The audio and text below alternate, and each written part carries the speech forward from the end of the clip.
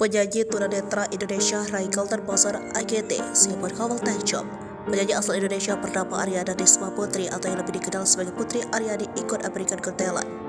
Dalam penampilannya itu, Putri Aryani tampil membawakan lagu Loneless dengan bermain piano.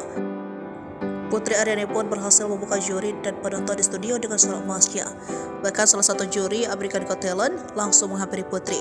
Dirinya berhasil mendapat Golden Buzzer dari si berkawal. Nama Putri masuk jajaran trending topik di Twitter pada 7 Juni 2023. Putri Aryani lahir pada 31 Desember 2005 di Bangkinang, Kampar, Riau, Indonesia. Dirinya lahir dari pasangan Ismawan Kurnianto, ayah dan ibu Reni Alfianti. Penyanyi pop solo tunanetra ini mulai dikenal semenjak mengikuti kompetisi Indonesia Got Talent 2014 dan berhasil meraih posisi sebagai pemenang.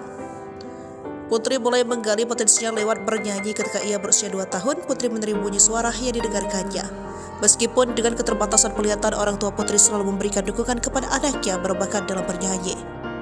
Putri memulai karirnya dalam mengikuti lomba menyanyi di ajang pencarian bakat Indonesia Got Talent 2014. Putri berhasil meraih gelar pemenang dalam perlombaan tersebut. Pada tahun 2016, Putri mendapatkan penghargaan anugerah Baiduri sebagai penyanyi cilik berprestasi tingkat nasional.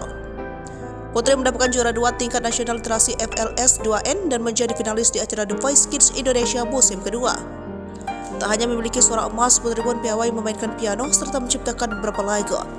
Ketika Indonesia terpilih menjadi tuan rumah Asian Para Games 2018, Putri berkesempatan membawa lagu Song of Victory. Meski memiliki keterbatasan, Putri tidak menganggap hal tersebut sebagai halangan menggapai cita-cita.